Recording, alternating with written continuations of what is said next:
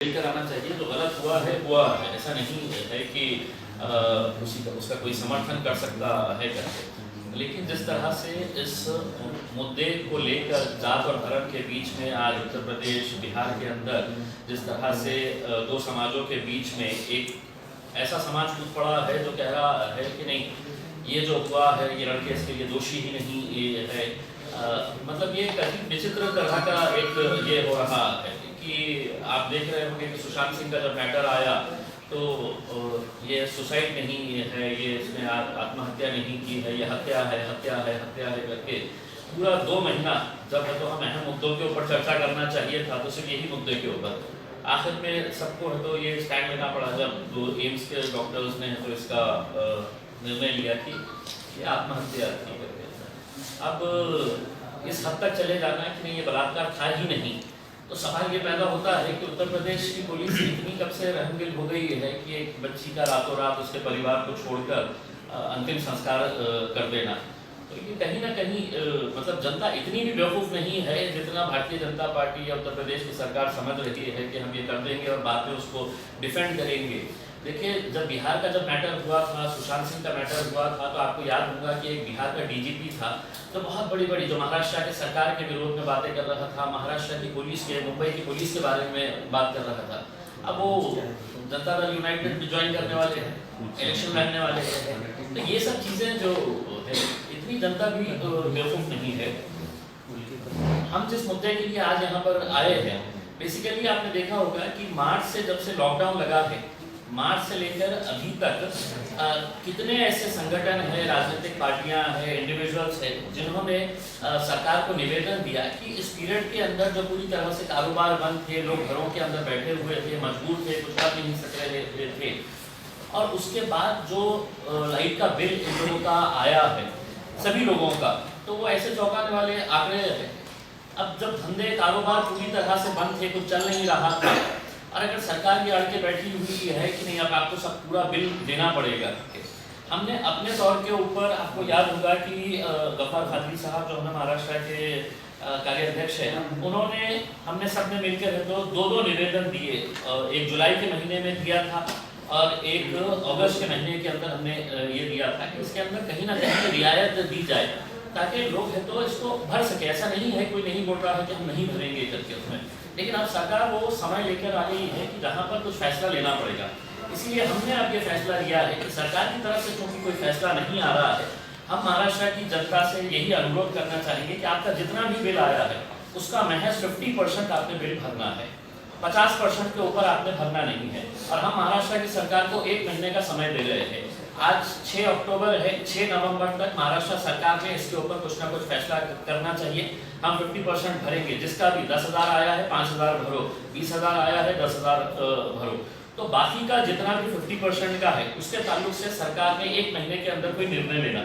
अगर वो निर्णय नहीं लेती है तो मजबूरन हमको MSEDCL के खिलाफ एक नॉन कॉपरेशन मूवमेंट लॉन्च करके पूरे महाराष्ट्र की जनता को हम ये अनुरोध करेंगे, चाहे वो कारोबार करने वाले छोटा व्यापारी हो, रेसिडेंशियल वाले हो या बड़ा कारोबार करने वाले लोग हो, जब सबको ही नुकसान हुआ है तो वो नुकसान को देखते हुए 6 नवंबर तक अगर सरकार फैसला नहीं करती है तो महाराष्ट्र की अगर पूरी जनता ने अगर तय कर ली कि अब हम है तो इनका साथ नहीं देंगे करके, उसमें अगर हमने सबने अगर ये तय कर लिए है कि हम नवंबर के बाद से तो 1 रुपये का बिल नहीं भरेंगे, आप कितने लोगों का के ऊपर एक्शन लेंगे, काटने का ये करेंगे करके, ये जनता की मांग है। हम इसके ऊपर से हमने पूरा डिटेल हमने स्टडी की है।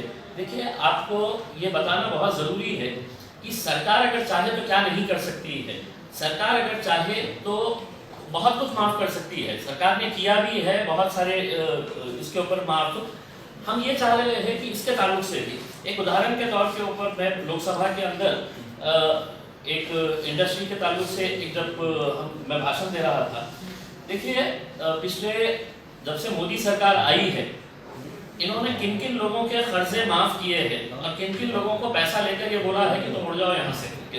जैसा ललित मोदी 125 करोड़ रुपये, 100 नहीं हाँ, ललित मोदी 125 करोड़ रुपये 2015 में भाग गया। कहाँ है? तभी माल्टा में है, बहुत अच्छा एक आइलैंड है माल्टा। 2015 यानी कि मोदी सरकार से। विजय माल्या 9,000 करोड़ रुपए। 2016 में हवाई जहाज में बैठे, इंडिया को बाय बाय करने, और लंदन, अभी लंदन में है, 9,000 करोड़ रुपए।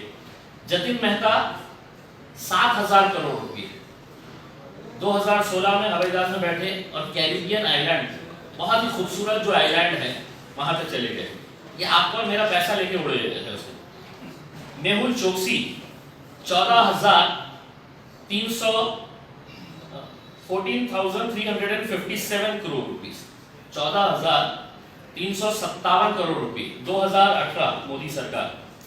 2018 में प्लेन में बैठे कैरिबियन चले गए। कैरिबियन बहुत ही खूबसूरत आइलैंड है।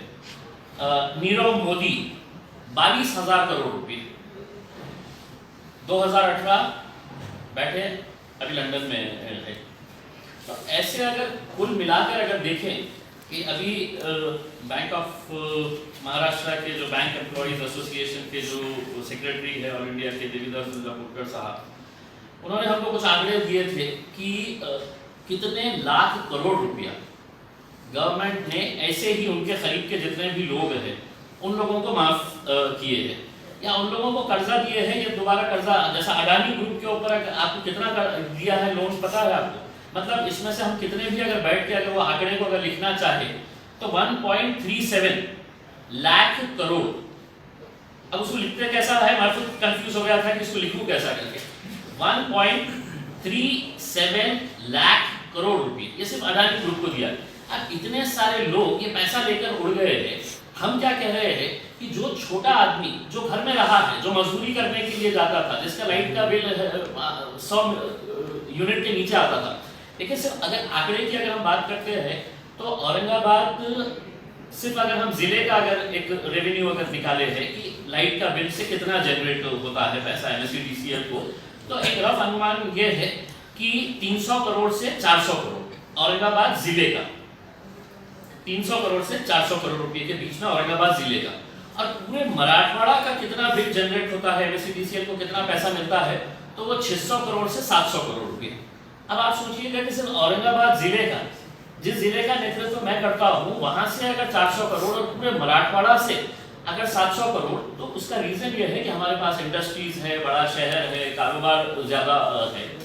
अब इनमें से सिर्फ औरंगाबाद शहर की अगर हम बात करते हैं तो 2.5 लाख जो कंज्यूमर्स है, रेसिडेंशियल कंज्यूमर्स है 2.5 लाख, उसमें से 1.5 लाख ऐसे कंज्यूमर्स है जिनका महीने का एवरेज बिल जो आता है वो 100 यूनिट से नीचे आता है।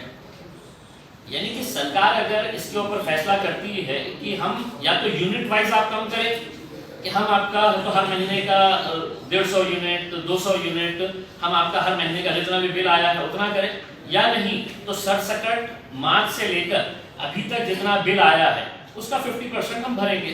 50% अगर आप नहीं भरेंगे तो हम अगले महीने से तो बिल ही नहीं भरेंगे। और मैं महाराष्ट्र की जनता को ये कहना चाह रहा हूँ, जब ये मैं आपको आंकड़े दे रहा हूँ तो ये आपके पैसे हैं। अगर ये मोदी लेके जाते हैं, मोदी मतलब ये मोदी नहीं, लेकिन इत्तेफाक से होता है कि नाम बहुत सारे जो बेमानों के हैं, ललित मोदी है, नीरव मोदी है, तो ये जो पैसा लेके चल जा रहे हैं, ये 2 मोदी ने है तो कितने हजार करोड़ लेके चले गए हैं।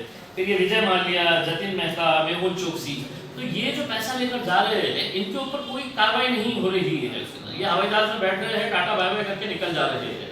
हम बोल रहे हैं कि हमारा जो काश्तकार है, जो मजदूर आदमी है, जो रोजी रोटी कमाता था, उसका आपने अगर 200 यूनिट अगर महीने का अगर माफ कर दिए है तो क्या, अब ये मैं अकेला कह रहा हूँ ऐसा नहीं है। मैं समझता हूँ तमाम राजनीतिक पार्टियों ने इसका मांग करनी चाहिए। बहुत सारे संगठनों ने निवेदन दिए हैं, हमने खुद ने निवेदन दिया है। अगर सरकार खामोश बैठी है तो हम अगर चाहे तो हम ये भी कर सकते हैं कि हमारे पास पैसा आ ही नहीं है, कारोबार हो ही नहीं है, तो हम कुछ भी नहीं भरेंगे। हमको मालूम है कि सरकार की भी परिस्थिति खराब है, तो वो सरकार की परिस्थिति को देखते हुए हम 50% का फैसला ले रहे हैं।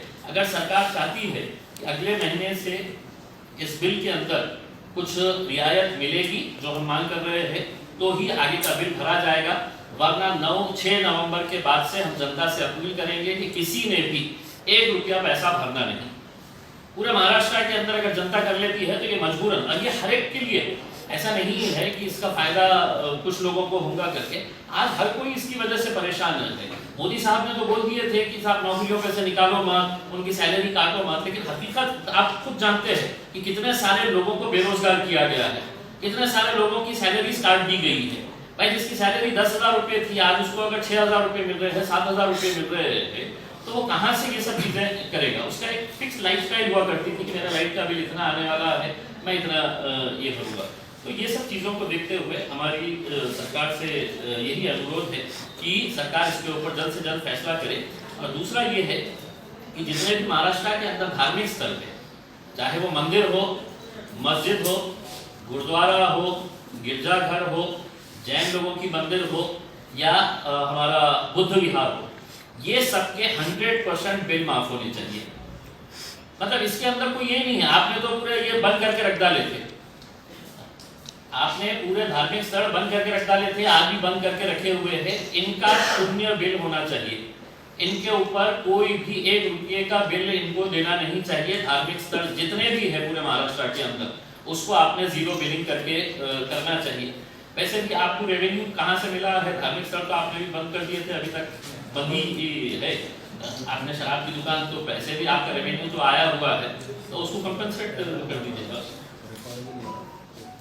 हमारी तरफ से ये था, आपकी तरफ